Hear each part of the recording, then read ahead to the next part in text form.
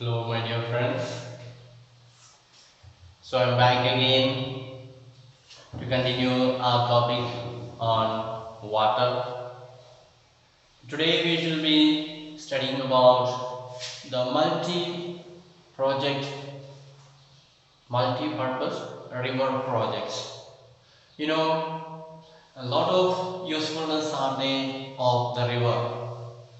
If you make a dam, we can use the water for producing hydroelectric power. We can use it for irrigation. We can use it for creating dam. We can create a lake. We can grow fish. So a lot of purpose, lot of facilities are there if you make a project or a dam across the river. That's why it is a multi-purpose river projects. Multi-purpose. Multi means many purpose of the river projects. And also we will see how do we do this integrated water resources management. That is also we are going to see. Integrated water resource management. You can follow in your textbook page number 26. But how do we conserve and manage water? So we said water is very scarce, and after a few years we are going to suffer because water is all getting dirty, polluted, and the clean water is no more available. So we need to do the conservation of the water. So how are we going to do? That is what we will see in today's class. So archaeological and historical records show that from ancient times onwards, people have been constructing sophisticated hydraulic structures like dams built on stone rubble, reservoirs or lakes and so on. So people have been building these dams from ancient time onwards. So we may think that it is the technology of the modern time that we know how to make dam and so on. So but if you try to learn or check the history, we will find people in ancient times, they have been having this idea to make dam, to store water and so on. So we will find many examples from the ancient time that how people built dams, how people built structures, how they made canals for irrigation and so on. So we cannot just boast about it is our invention or it is only the practice of the modern times. No, it was done even in olden times. And not surprisingly, we have continued this tradition in modern India by building dams in most of our river basins. So, what the people have been doing in olden times, we also start doing it.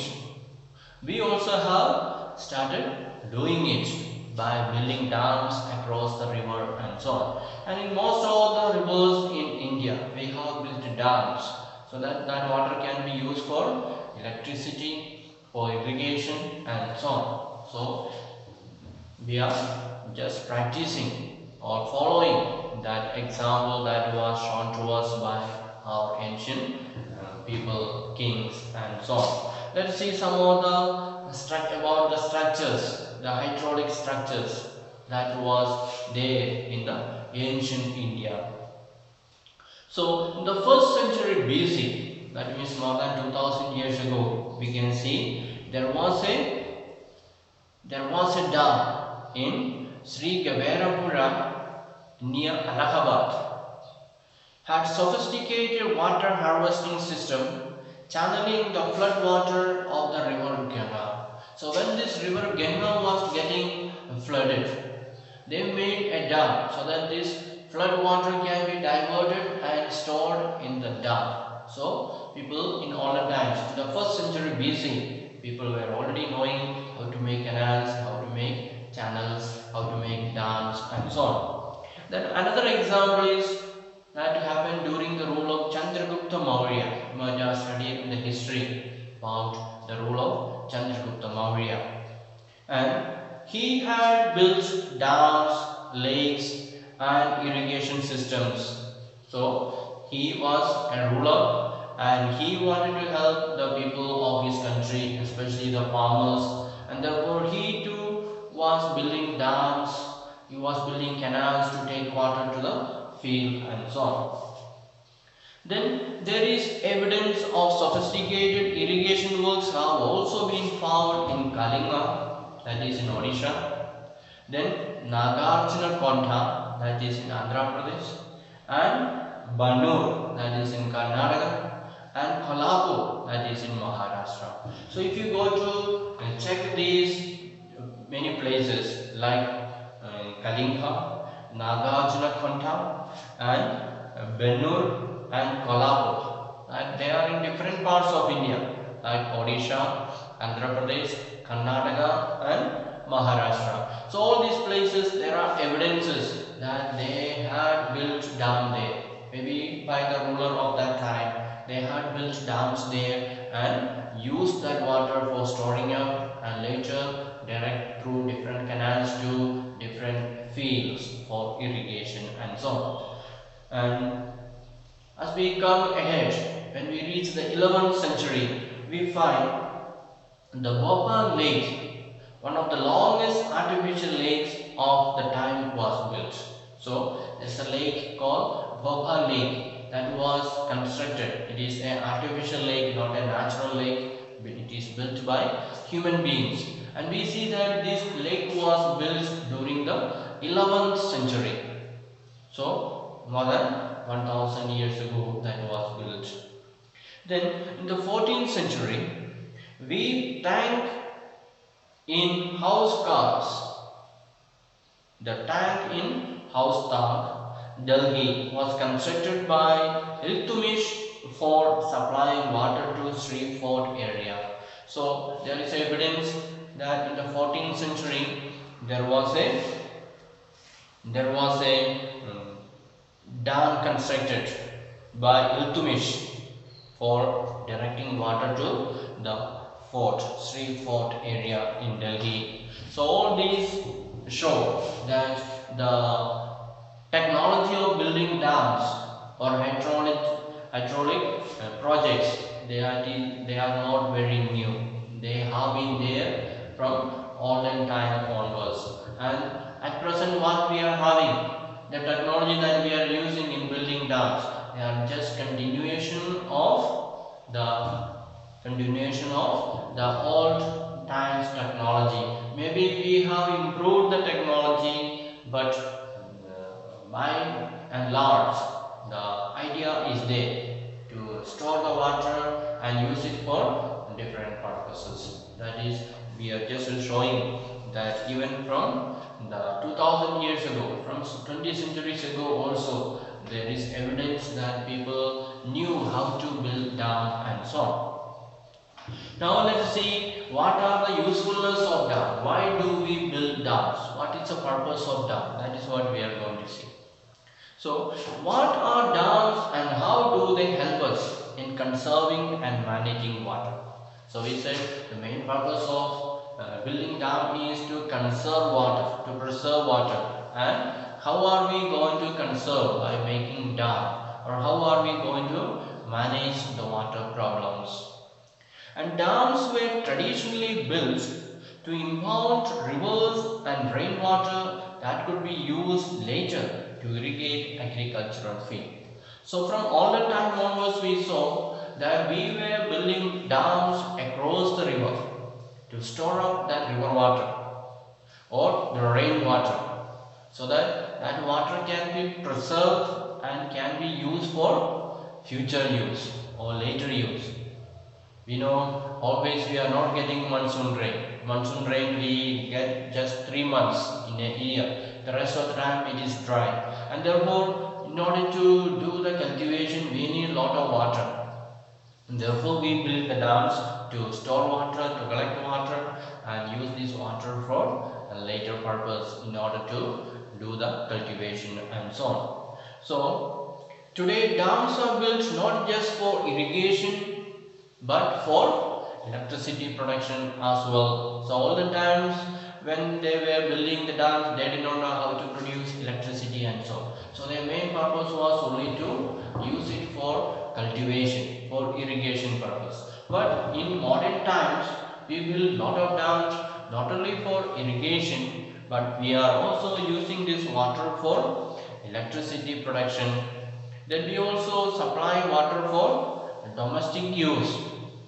We supply water, we send water in pipe to different houses, especially in the town and so where there is no enough water. We supply water for domestic use. Also for industry use, we send the water connection to industry as well, because in the industry they need a lot of water. Then we also use this water for recreation. What is recreation? We said in the earlier classes that we have water, we have water connection like a dam or lake where we have water rights, a swimming pool and so on. So that's called recreation. So we build the dams so that there we can have water rights, or we can have singing and so on. And also it is used for flood control. Suppose during the rainy season we don't block this river and store water, what happens? During the rainy season, the water flow will be very strong and the surrounding area may be flooded. But if you make a big dam and store water here, then the rest of the area will be spared. The water will be regulated. The flow of water will be regulated.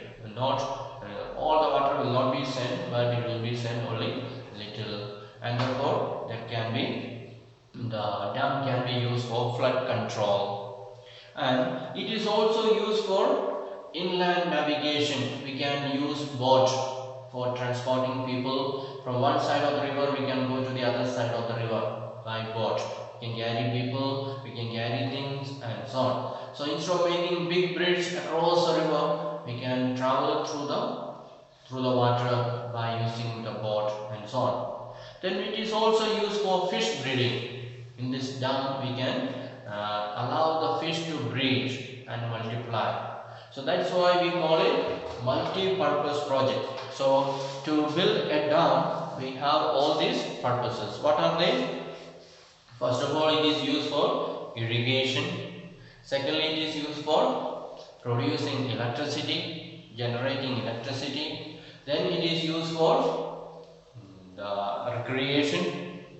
Then it is used for flood control. Then it is used for inland navigation. Then it is also used for fish breeding. So 6 purposes we can achieve by building a dam. So that is why it is called multi-purpose river projects. And hence dams are now referred to as multi-purpose projects. You can underline. So why do rivers are referred to as multi-purpose projects? So that is the answer. You can say the answer is because the dams that are built across the river, they are used for multi-purposes or for different purposes like irrigation, electricity generation, then flood control and recreation, then inland navigation and also fish breeding. So the dam is used for these different purposes. Therefore, it is called multi-purpose river projects. Then, for example, let's see about one. Cbse river basin. The Bhakranangal project water is being used both for hydropower production and irrigation. So one famous dam in our country, Bhakranangal project, and it is built in Satluj river. Satluj and Beas river, 2 rivers join together at the base of that river. This dam is built, and this water from this dam, Bhakranangal project, is used for 2 purposes. It is used for irrigation as well as electricity generation. Similarly, another dam, Hirakund project in the Mahanadi basin. integrates conservation of water with flood control. So this dam, that is the Hirakan project, it is built in the Mahanadi basin, and it is also used for integrating conservation of water. So this water is used for conserving for future, for preserving for future purpose, and also it is used for flood control. So if this dam is not there, then all the river will be flowing full all the time, because the rain is very strong these days and those areas, and the river will be always flooded, and it will be a danger to the people, to their farm, their cultivation, their animals, and so everything can be in danger. So in order to avoid that, the dam is serving a very good purpose to control the flood, thus saving the life of people, animal, and possession, and so on. Now let us learn a little bit about what is dam. We say about dam is called multi-purpose project and so on. But in order to understand a little deeper, let us see what is exactly a dam. So a dam is a barrier across flowing water that obstruct means blocking, then directs, it can direct to some other place, then retards the flow. Retard means make it slow. So by building the dam, we are stopping or slowing down the flow of the river. So often creating a reservoir. So when we make a wall across the river, the water is blocked, it is obstructed, and it is directed as we want. We want the water to remain there, or we want to go to some other place for irrigation, we can direct it to other direction, or we can make it slow. The flow of the water can be made slow, and so it will be created like a reservoir. Reservoir means a place for storing water. Then it can become a lake. So if it is a lake, then it can be used for different purposes, or it can be an impoundment, a place where the water is stored. Then dam refers to, so that is the meaning of dam, you can underline also. Then a dam refers to the reservoir rather than the structure. So it is not just the wall that we make. When we say if you make a wall but there is no water stored there, then we cannot call it a dam. So it is not just the structure that we are building there, the wall that we are building there, but the water that is gathered, that is all together, it is called a dam. Suppose there is no water stored there, it is always remaining empty, but the wall is there, then nobody will call it a dam. So in order to call it a dam, there should be collection of water. Water should be stored there. Then most dams have a section called a spillway, or where over or through which it is intended that water will flow either intermittently or continuously. So you might have seen the picture of dam there. You can see in your picture here, though it is not very clear. You can see the place here. Water, the dam is full means always water will be flowing here continuously.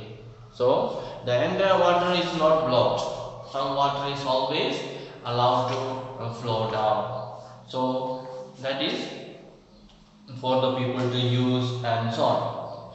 And so dams are classified according to structure. So we can see different types of dams are there. So based on the structure that they are built, we can say there are different type of dams are there. Then and it is also based on the purpose for which they are built.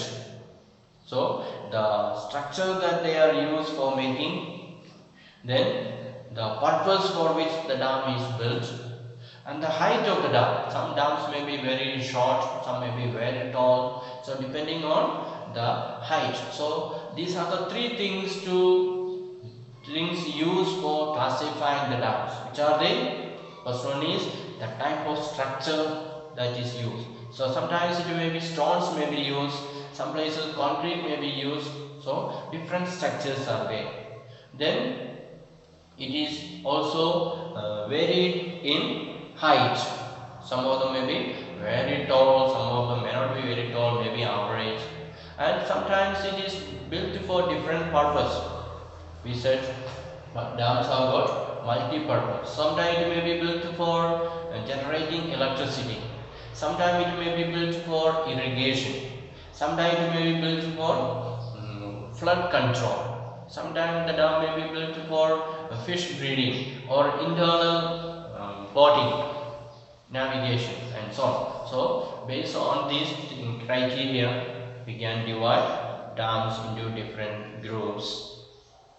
Then based on structure and the material used, dams are classified as timber dams, embankment dams or Montessori dams with several subtypes. So if you look at the structure of the dam, how it is built, is it built with cement or with wood or with stone, and so we can divide them into different. So in this category, based on the structure, we can say there are three types. One is timber dams, maybe it is built with wood. Another one is embankment, that is the wall is built in order to block the water.